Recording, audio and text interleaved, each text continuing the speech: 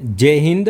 पहला प्रश्न, हाल ही में विश्व पर्यावरण दिवस 2024 कब मनाया गया? 5 जून को।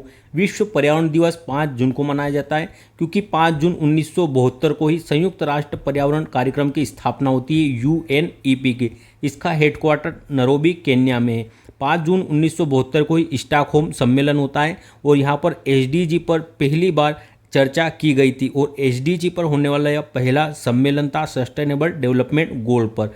फर्स्ट बार कब मनाया गया था? तो 5 जून 1973 को फर्स्ट बार विश्व पर्यावरण दिवस मनाया गया और उस समय की थीम थी पहली बार ओनली वन अर्थ, इसकी थीम थी। 2024 में इसका होस्ट कौन था? तो सऊदी अरब इसका होस्ट रहा है 2024 में और 2024 की थीम है भूमि बहाली, मरुस्थलीकरण से निपटने के लिए क्षमता। भूमि बहाली अर्थात लैंड स्टोर। और आप इस क्लास की पीडीएफ प्राप्त करने के लिए डिस्क्रिप्शन में दिए लिंक से जुड़कर इसकी डेली पीडीएफ भी प्राप्त कर सकते हैं। मरुस्थलीकरण रोकथाम दिवस 17 जून को मनाया जाता है। फुटबॉल दिवस और मरखोर दिवस ये दोनों पहली बार मनाए गए, इसलिए इंपॉर्टेंट है। फुटबॉल दिवस 25 मई को मनाया गया और मरखोर दिवस 24 मई को। विश्व जल दिवस 22 मार्च को। विश्व पृथ्वी दिवस 22 अप्रैल को। जैव विविधता दिवस 22 मई को। ओजोन परत संरक्षण दिवस 16 सितंबर को। सुनामी दिवस 5 नवंबर को। लल्लन टॉप महर्षि वाल्मीकि अंतर्राष्ट्रीय हवाई अड्डे का उद्घाटन अयोध्या में हुआ है। आईपीएस रश्मि शुक्ला जी किस राज्य की पहली महिला पुलिस महानिदेशक बनी है? महाराष्ट्र की। 2024 के यूनेस्को के 46वें सत्र की अध्यक्षता कौन करेगा? भारत करेगा। भारत में वर्तमान में 42 यूनेस्को स्थल है, जिसमें से 34 सांस्कृतिक है, 7 प्राकृतिक है और 1 मिश्रित है। 15 अमूर्त विरासत शामिल है और 15वां अभी हाल ही में कौन सा? गरबा शामिल हुआ था। देश के शीर्ष स्वच्छ प्रदेश का पुरस्कार किसे मिला है? 2023 में महाराष्ट्र को मिला है स्वच्छ प्रदेश का पुरस्कार, लेकिन शहरों में इंदौर और सूरत पहले स्थान पर रहे। मल्टी स्पोर्ट्स बीच गेम्स का समग्र चैंपियन कौन रहा? मध्य प्रदेश इसका समग्र चैंपियन रहा और इनका आयोजन पहली बार दीव में हुआ था। हाल ही में क्यूएस वर्ल्ड यूनिवर्सिटी रैंकिंग 2025 में शीर्ष स्थान किसे मिला है?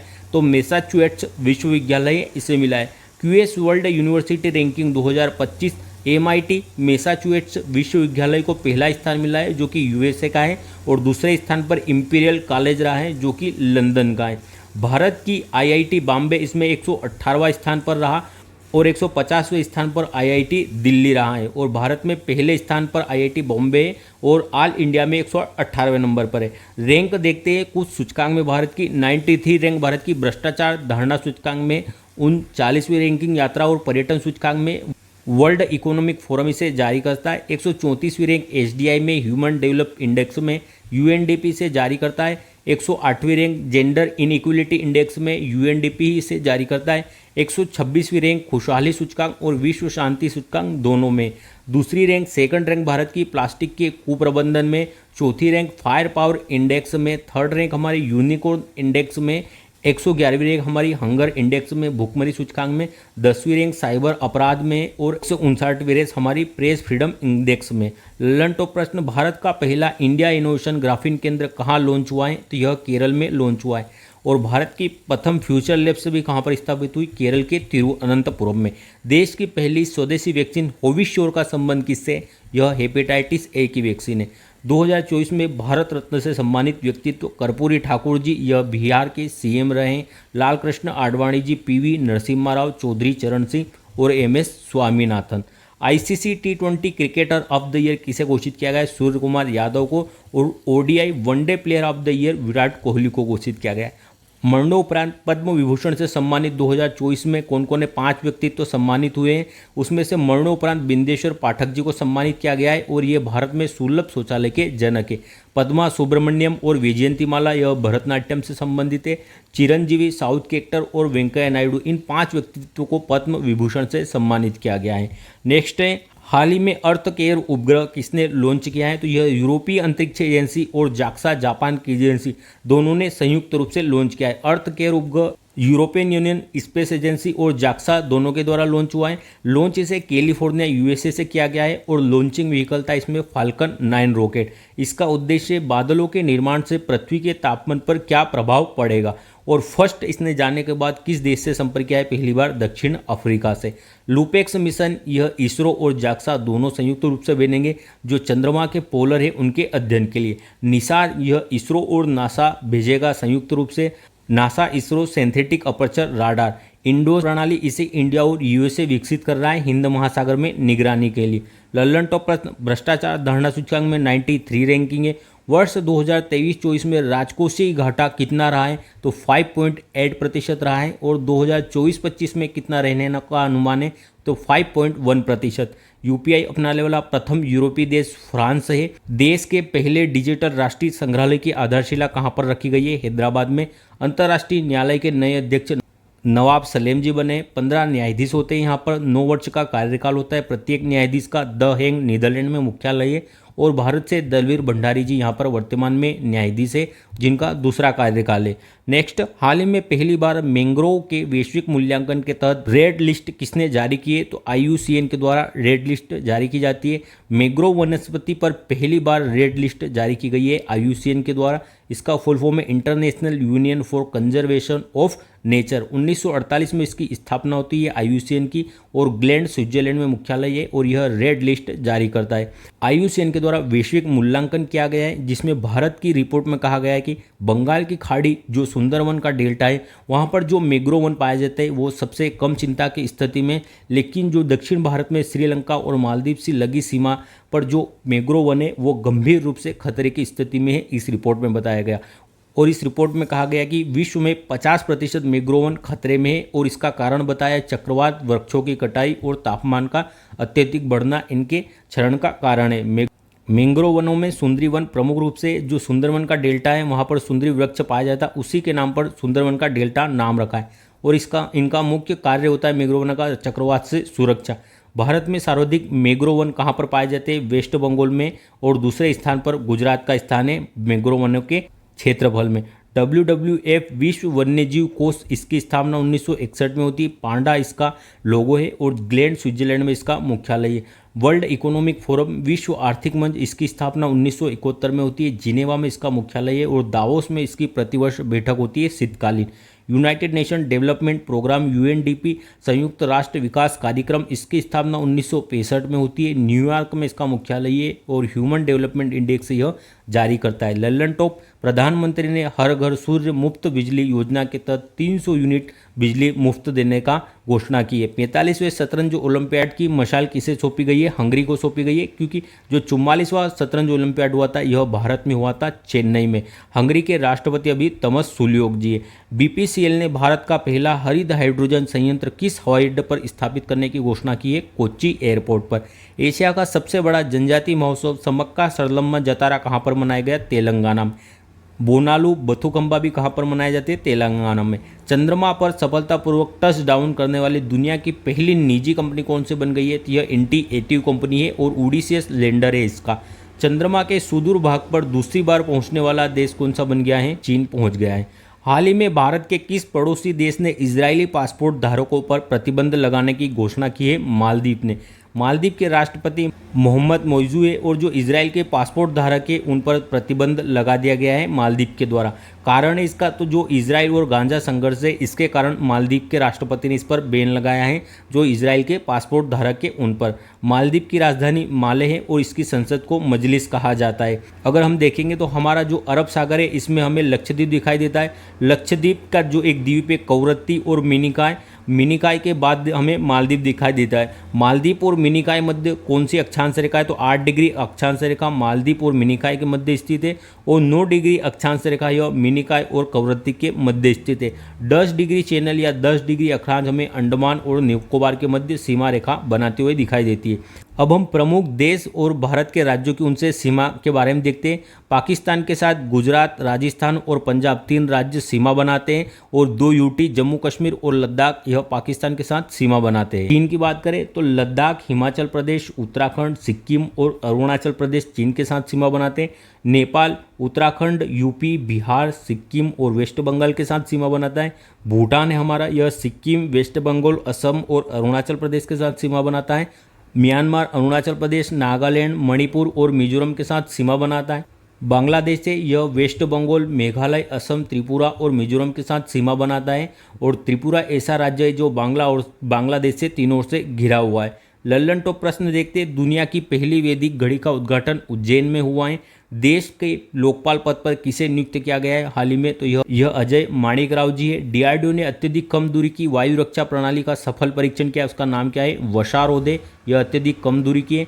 और समर का भी परीक्षण किया गया है सफल, यह भी वायु रक्षा प्रणाली है। और यह सरफेस से एयर वायु रक्षा प्रणाली है, इसमें आकाश मिसाइल का प्रयोग किया गया है। आईएनएस जटायु का उद्घाटन कहाँ से हुआ है, तो लक्षद्वीप से किया गया था। प्रो कबड्डी लीग के 10वें संस्करण का चैंपियन कौन रहा है, पुनेरी पलटन रहा है। हाल ही में 18वीं लोकसभा चुनाव में कितने मतदाताओं की भागीदारी से विश्व रिकॉर्ड बनाया गया है, तो 64.2 करोड़ मतदाताओं ने मतदान किया है इस लोकसभा के चुनाव में। और 18वीं लोकसभा के लिए यह चुनाव हुए थे। 7 चरणों में यह चुनाव संपन्न होते हैं और इनकी 4 जून को घोषणा होती है कि कौन पार्टी को कितनी सीटें मिली है। इसमें कुल 64.2 करोड़ मतदाताओं ने भाग लिया था और यह एक वर्ल्ड रिकॉर्ड है।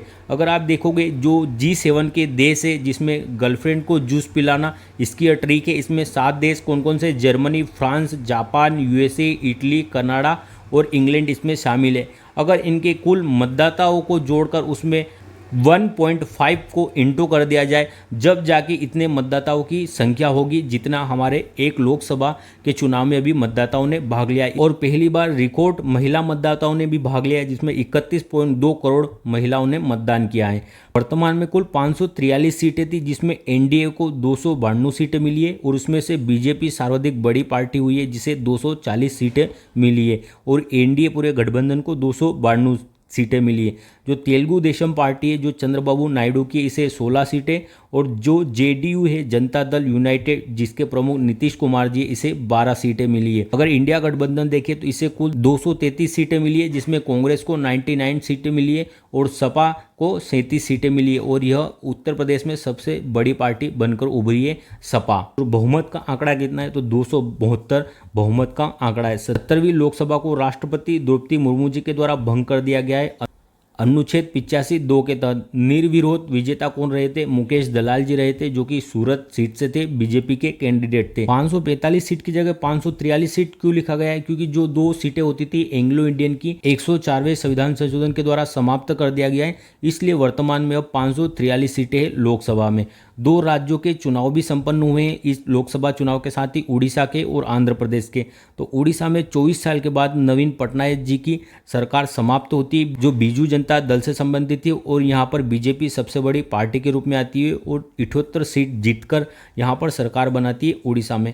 आंध्र प्रदेश की बात करें तो यहाँ पर बहुमत चंद्रबाबू नायडू की पार्टी को मिलता है, जिसने 175 में से 135 सीटों पर विजय प्राप्त की है। लल्लन टॉप प्रश्न है, बीएसएफ की फर्स्ट महिला स्नाइपर वुमन बनी है सुमन कुमारी जी।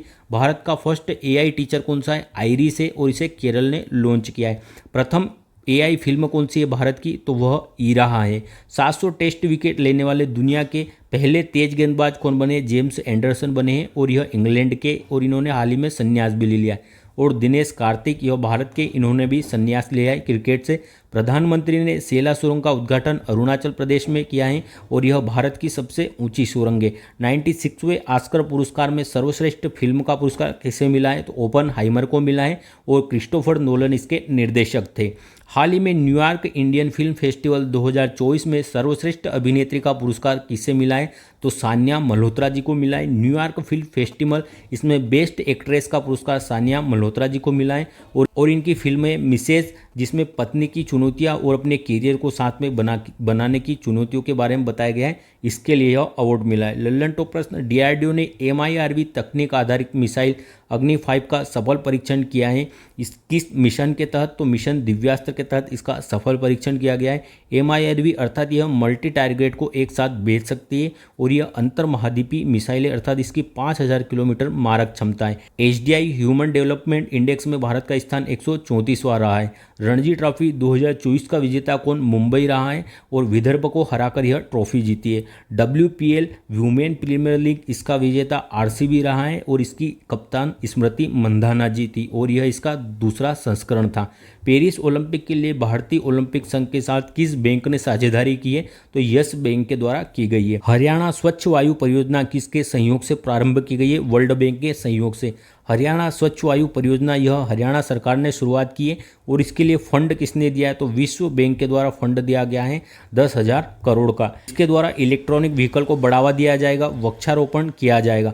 वर्ल्ड बैंक इसकी स्थापना 1944 में ब्रेटन वुड्स सम्मेलन के तहत होती है और इस सम्मेलन के तहत दो संस्थाओं की स्थापना होती है, आईएमएफ और वर्ल्ड बैंक दोनों की। इन्हें इसलिए जुड़वा बहन कहा जाता है। इसका हेडक्वार्टर वाशिंगटन डीसी यूएसए में है और वर्ल्ड बैंक को ही आईबीआरडी भी कहा जाता है, international bank reconstruction for development, और इसके हेड वर्तमान में अजय जी बंगा हैं। सिंधु जल समझौता जो 1960 में होता है भारत पाकिस्तान के मध्य, यह भी वर्ल्ड बैंक की मध्यस्थता से हुआ था। आईएमएफ इसका मुख्यालय वाशिंगटन डीसी में, इसमें वर्तमान में 190 सदस्य देश है और जो एसडीआर है स्पेशल ड्राइंग राइट या विशेष आहरण मुद्रा, इसका संबंध भी आईएमएफ से। डब्ल्यूटीओ इसकी स्थापना 1 जनवरी 1995 को होती है, जिनेवा में इसका मुख्यालय है। नागोजी ओंकाजा इवेला इसकी प्रमुख है वर्तमान में और इसके 164 सदस्य देश थे। लल्लन टॉप ऑपरेशन इंद्रावती कहाँ पर चलाया गया भारत सरकार द्वारा तो हेती से भारतीय नागरिकों को निकालने के लिए।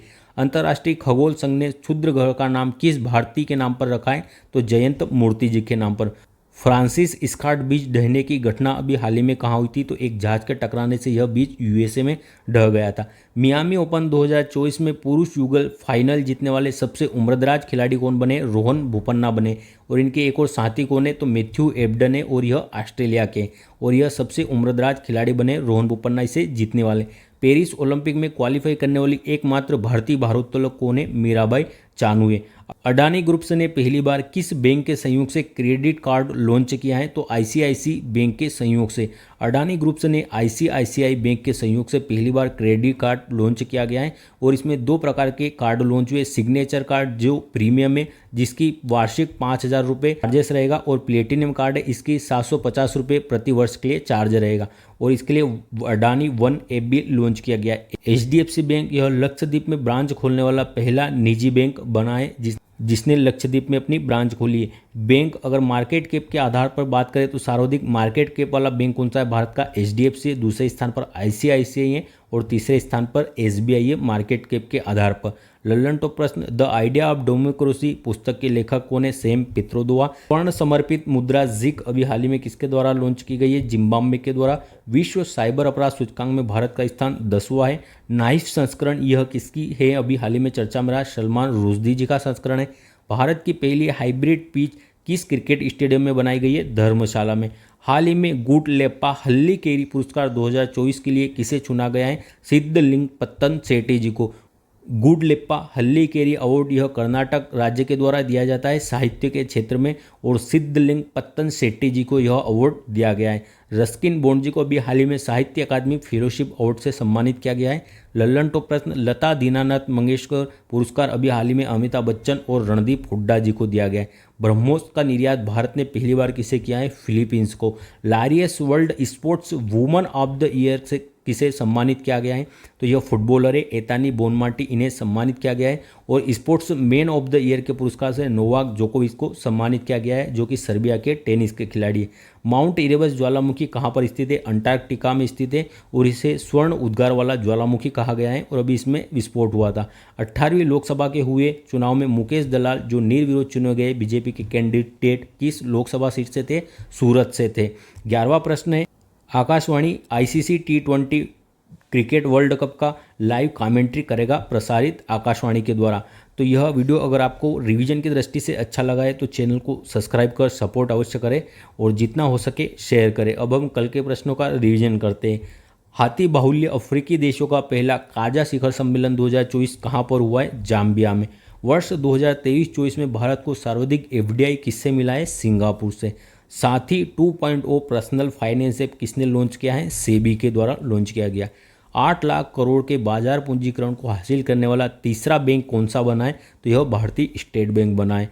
हाल ही में 18वीं लोकसभा चुनाव में 2,18,000 से ज़्यादा मतों के साथ नोटा का नया रिकॉर्ड कहाँ पर बना है, इंदौर में। हाल ही में फिनलैंड की दूरसंचार उपकरण विनिर्माता नोकिया ने किसके साथ समझौता किया है, गतिशक्ति विश्वविद्यालय। हेलेन मेरी रॉबर्ट्स किस देश में अल्पसंख्यक समुदाय से सेना में पहली महिला ब्रिगेडियर नियुक्त हुई है, पाकिस्तान में। हाल ही में ICCI ODI player of the year पुरस्कार से किसे सम्मानित किया है, विराट कोहली को। दुनिया में सबसे बड़े जीनोम की फर्न प्रजाति टेमेसिप्टेरिस की खोज कहाँ पर हुई है? ऑस्ट्रेलिया में। हाल ही में 15वीं बार UEFA चैंपियनशिप लिंग ट्रॉफी किसने जीती है? तो रियल मैड्रिड के द्वारा जीती गई है, जो स्पेन का क्लब है। धन्यवाद, जय हिंद। मिलते हैं जल्दी ही अगले वीडियो।